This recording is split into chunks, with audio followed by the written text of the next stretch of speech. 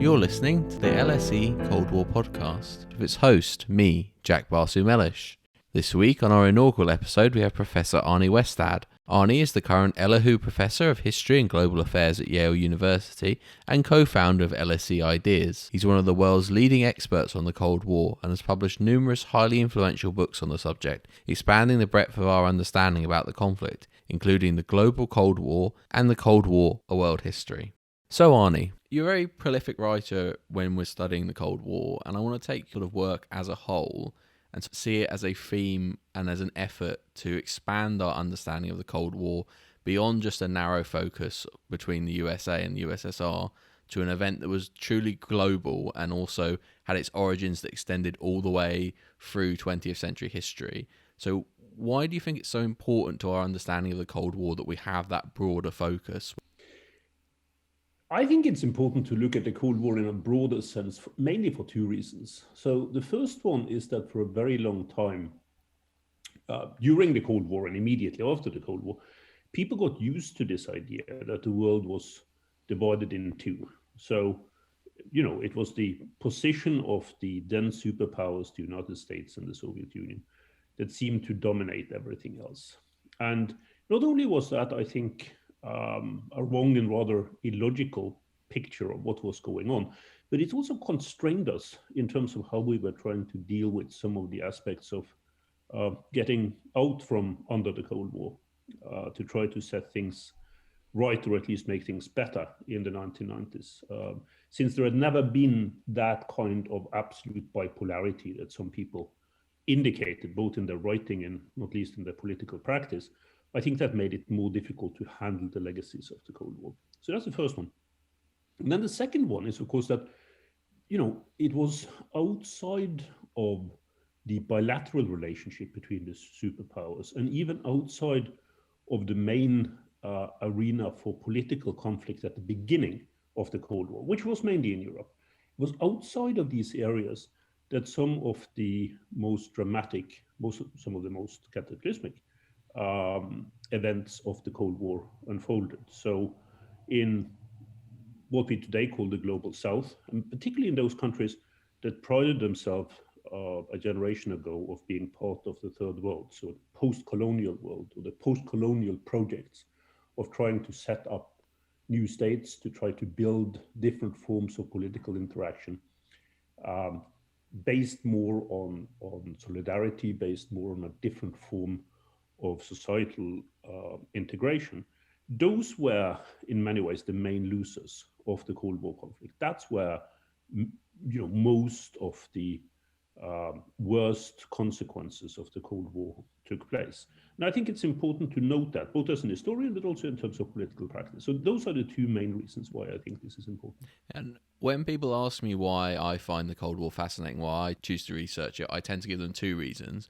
Firstly, that it's the most important event that never happened. There was always the possibility for it to end in a nuclear cataclysm, and the fact that that didn't happen is hugely important. Also because of the effects that it had on the process of decolonisation. And do you think as we get more distance from the time period, and also as we get more scholarship from outside of Europe coming into the mainstream, that we will start to think that the most important thing that happened in the 20th century post-1945 was not necessarily the Cold War, but the liberation of the people of Asia and Africa and other places, and the way that the Cold War affected that is one of the most important things to study about the Cold War? Yeah, I think so. I mean, I think it's important when you look at the events of the 20th century, even the late 19th century, which I've written about quite recently, in an overall sense. The Cold War, in that narrower sense, certainly the one that we talked about at the beginning, has influenced a lot of things, but it hasn't determined everything. I think when we look back at the 20th century, a couple of centuries from now, I don't think it is the Cold War that will stand out in that form, that will stand out as the most important set of events of the 20th century. I think decolonisation probably will loom larger as a core set of events. Of course, all of these influence each other in various forms, and it's important to note that, particularly if you want to write history about it. But I think decolonisation will be seen as, in many ways, more significant. I think the rise of Asia towards the end of the 20th century will probably also be seen as more significant in this long-term sense. So I think that's really important when you study the Cold War today, to not just move away from this idea that the Cold War determined everything. I think we are sort of beyond that now, but also in many ways to give independent agency to the kind of ideas that existed that were not bound, or practices that existed that were not bound by the Cold War itself. And I think decolonization and the rise of Asia are probably, from what we can see today, the most important of them. And there's a lot of focus in your work about the idea of the Cold War as a fundamentally ideological conflict, rather than a more realist understanding of it as a conflict purely about power.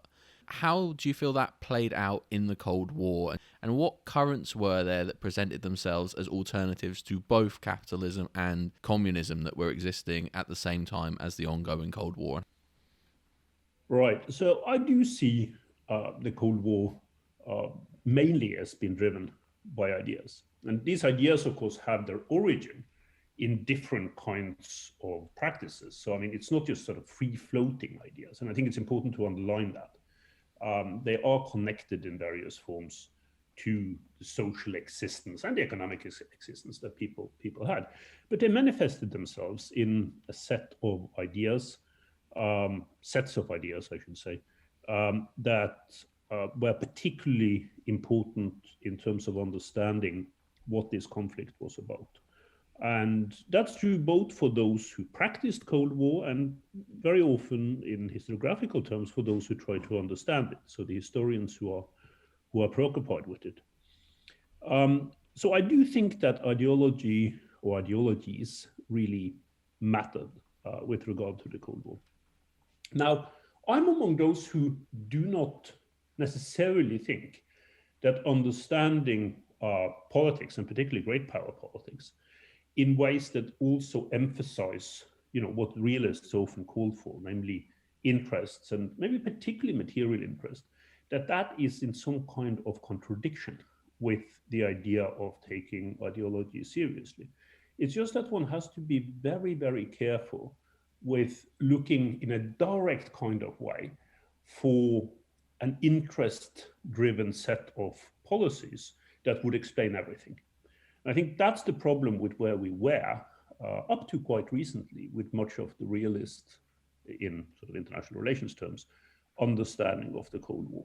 It was a framework that simply didn't fit, what it tried to understand. So I'm very much of the mind that we have to look at the Cold War as a broader phenomenon from very many different angles.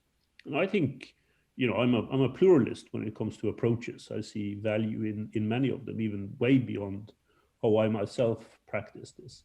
But I think the attempt at reducing the influence that ideas and ideologies had, often, in catastrophic ways, of the Cold War, is taking away from it something that could really help us explain what was going on. And what role do you think those forces that were outside of either of the two major camps played during the Cold War? I'm thinking here things like India and the non-aligned movement. What role did they have on influencing the actual conflict? Well, it depends, of course, on what kind of set of events or what time period that you look at. As I write about in the most recent book I did on the Cold War, I think India is one of those countries that is much misunderstood and much underrated in many ways in terms of its contribution to the Cold War, both in terms of its own development, which was crucial in Cold War terms for what happened internally in India, what happened in terms of India's economic development after decolonization, which was very much inspired by various forms of Soviet practices, but also in terms of its foreign policy orientation.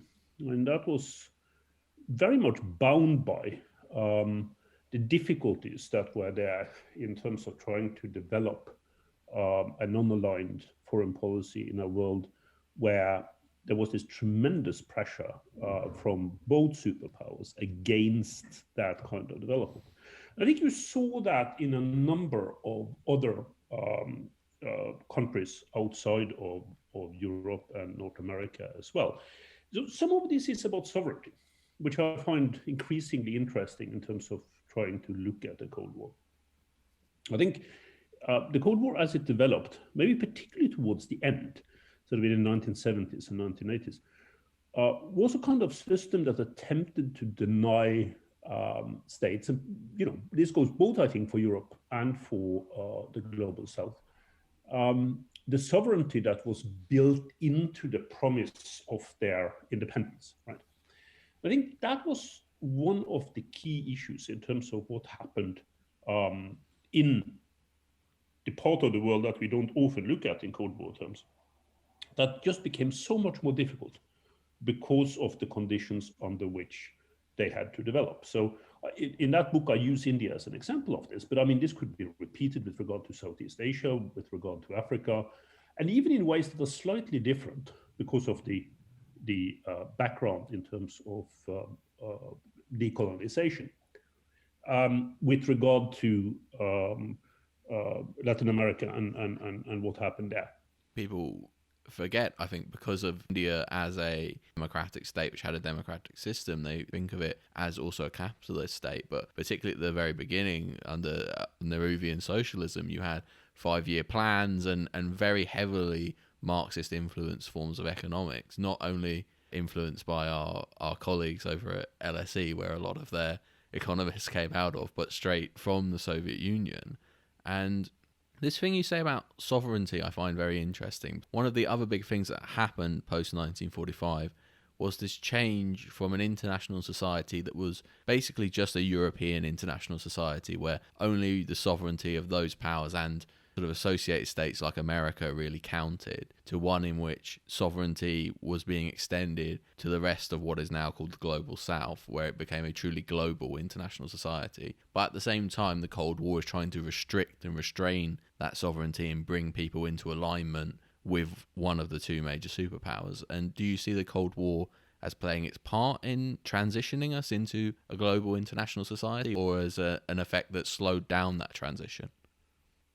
That's a really good question, Jack. I'm probably still not convinced that we have the answer to that question. I think to some extent it was both. So I already talked about the degree to which the Cold War international system tried to restrain, constrict sovereignty, at least sovereignty in the way that it was understood by new states that emerged in the post-colonial era. On the other hand, if you look at it in terms of concepts that came out both from the US side and the Soviet side, these were very much state-oriented, right? So you could say to some extent that since the Cold War system only recognized states, it didn't recognize social movements, it didn't recognize form of transnational practice. It set many of the very bad precedents with regard to migration that we are still struggling with today in terms of, cutting off people's access to move. It was both restricting in terms of sovereignty, but at the same time, it underlined the centrality of the state, right? And I think, and I've been discussing this recently in a slightly different context, that created the kind of framework that we have seen in the post-Cold War world, where sovereignty has become increasingly important, but in the sense of moving away from recognizing anything but a state-centered form of international system, right? That when a lot of countries, particularly in Asia, today talk about international democracy, what they really mean by that is a democracy among states, right? That underlines sovereignty, that underlines non-interference, that is not preoccupied with any kind of internal practices, however problematic they might be, in the name of total state sovereignty. So I think that comes out of the Cold War as well, to some extent. Given that the Cold War was such an aggressively ideological war, and we came so close to hot conflict between both sides, how did we manage to transition from this period of extreme tension to a period of détente? What was it about the states that allowed them to transition to this more normalized relationship? I think there were probably three stages in this, and I think one has to understand this chronologically, as sometimes is quite useful in history, right? So from the 1970s on, the Cold War and the global international system went through a transformation that was mainly driven by economic development. There were other sides to it as well, and sometimes some of the people who looked at what I've written recently sort of believe that I overemphasized the economic change, which is not my concern. I mean, I come out of a practice where you really emphasize the framework of ideas and ideologies that existed. But I do think that as capitalism transformed in the what we sometimes now call the long 1970s, over onto a new form of practice that emphasized, for instance, financial capital, that emphasized, the free movement of investments, free trade, etc., etc. That put tremendous pressure on the Cold War system, the way we had seen it develop over the 25 years that preceded it. So that's stage number one in a way. Then stage number two was what happened during the 1980s, where that process in many ways continued, but at the same time, at the level of both the United States and the Soviet Union, you had significant political change. And I think it's important to underline both sides with regard to this, because obviously the reforms under Gorbachev that took place in the Soviet Union had a very important role in how we were able to get out of the Cold War without a confrontation that led to war and a nuclear cataclysm, as you mentioned earlier on. But there were also significant changes on the US side, a kind of normalization of US foreign policy that meant that one actually had to negotiate with the other side. Now, negotiate with the Soviet Union, but in a circumstance, obviously, that favored the United States. So there wasn't a negotiation among equals anymore when we get to the late 1980s, but it was still an emphasis on negotiation. I could easily have seen a United States under a different political leadership. I do think Ronald Reagan, as an individual, was really important here, who would have said, no, we're not going to negotiate. I mean, we're going to go back to the more traditional Cold War approach, which is total confrontation with the Soviet Union, particularly now that the Soviets are weak. So that's the second stage. And then the third stage is the easiest, which is, of course, the collapse of the Soviet Union from within. So if that hadn't happened, then I think that more of the elements that we got used to from the early part of the 20th century and up to the late 1980s would still be us today. So that's a somewhat long-winded answer to your question, Jack, but I do think it's important to understand this in stages. The Cold War didn't suddenly go away. And that's a really important reminder, actually, for those of us who think about how we can change today's international system for the better, right? It didn't happen all of a sudden. It happened over, half a generation, maybe even a little bit more than that. But it was critically dependent on people making the right calls. And I just want to bring us back to that idea of the economic change in the 1970s, because we have this period characterized by things like stagflation, where we see a transition away from a Bretton Woods style system as the rate of profit falls in America and Europe, and we're no longer rebuilding after the Second World War and those profits are no longer there, towards what is now our existing market-based capitalist system. And I think there is a lack of nuance often when we characterize the capitalist West as just being one consistently ideological economic entity that runs from 45 to today. But actually there's this serious change that takes place in the 1970s. But how does that change the character of the foreign policy in terms of its relation towards other states? So I think that is really interesting, because I do think that if you look at that transformation that we just discussed, the long 1970s, sort of from 68 or thereabouts and up to 82, 83, and that's really what we're talking about. I do think that that meant that there were new forms of interaction, some of it, based on state actions, and some of it not based on state actions, that developed very, very fast. And I think this is one of those issues where speed is actually important to understand, right? Because these fundamental changes took place in I think, almost entirely unforeseen direction when you think about it from the perspective of the late 60s or very early 1970s.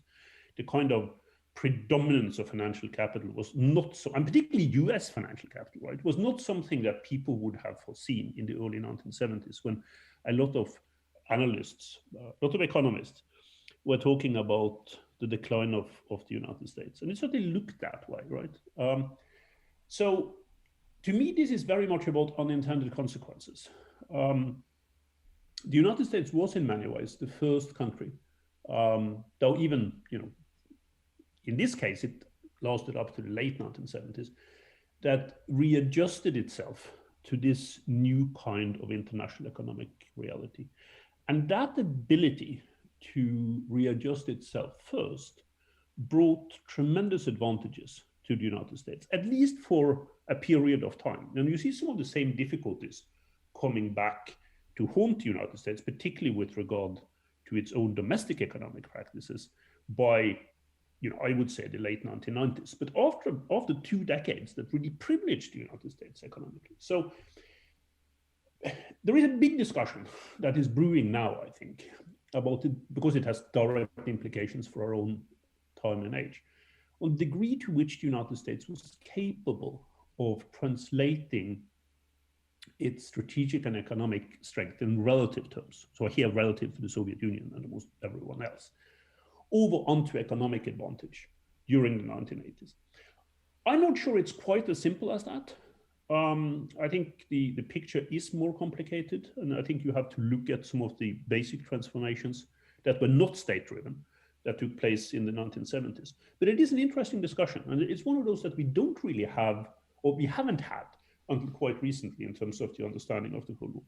I want to just take this last 5 minutes for the future of Cold War studies. I'm one of the first generation of scholars that's born entirely after the end of the Cold War, several years after the collapse of the Soviet Union. And how do you foresee scholarship changing with a new generation of scholars who did not experience the Cold War firsthand at all? And what challenges do you think they are going to face compared to existing scholars who lived through parts of the Cold War? Well, first and foremost, I think that is a very good thing. That there are people who are now starting to look at this who have no sort of living experience of it, because I think sometimes that set people free to think in new directions about what they are studying. I think many of us, myself included, who experienced at least a part of the Cold War, for us it's taken a long time, sort of intellectually, to get away from its shadow. Right? So it's really only now. It's a book that I'm writing at the moment together with Professor Chen Jian, who also used to spend time at the LSE, on China during the 1970s, which was a period I myself experienced there, that I feel that I'm free to do that. I mean, it's easier for me to do it. 20 years ago, it would have been much more difficult. So that's good. I do think there are two principles that will be of significance. We've discussed both of them, though, in brief here. The first one has to do with how the Cold War was interactive. So it involved a lot of different kinds of human experiences at the same time. So I think we've now moved well beyond this idea that of people would be saying, no, it was all about economics, it was all about ideology, it was all about military strategy, it was all about nuclear weapons, it was all about individual leaders. We sort of got beyond that, and everyone who comes to this now, looking at it, and say, well, it's a combination of these kinds of factors that really had significance, and it depends on the individual aspect that you want to look at. That's the first one. And then the second one, of course, there is a tremendous revolution still ongoing with regard to sources, with regard to how we can actually study the Cold War. And this is something that I feel in a strange kind of way today is sometimes overlooked. I mean, of course, we are now in a time period, everywhere that I know of, maybe with a few European exceptions, where access to documents of the past is becoming more difficult. It's becoming more restricted in many ways. But that's not the same thing as saying that that access has been cut off. So if you compare what we have access to today with what we have had access to at any given point in the past, it is a vast superior source base. And I think it's important to take that into consideration. Not that sources determine everything, they shouldn't, but being able to base yourself on more voices. And here I'm thinking maybe particularly about voices that are not state-centered, right? That are not driven by high politics with regard to understanding the Cold War. I think for your generation, that will be tremendously important in terms of how you go forward in your studies. Well, I think that's a really hopeful note to end on. And I think as we see a new generation of scholars enter into the field, and also an expansion of scholarship outside of just Europe and North America, to incorporate all of these different voices and understandings that we didn't have, the field of Cold War studies be rejuvenated. So thank you for joining us. It's given us lots to think about, and it's been a really great inaugural episode for the podcast. So yeah, thank you for coming along. Thank you, Jack. It's been a great conversation. Enjoyed it. You've been listening to the LSE Cold War Podcast with its host, me, Jack Basu-Mellish. You can follow me on Twitter at JRBM_IR Theory. Be sure to follow the podcast. We release new episodes every fortnight on SoundCloud, Apple Podcasts, YouTube, and the LSE iPlayer. Make sure you are subscribed so you don't miss an episode. Like, share the podcast, and leave a comment or a review so we can hear your thoughts about the episode. Again, I'm Jack Basu-Mellish, and this has been the LSE Cold War Podcast.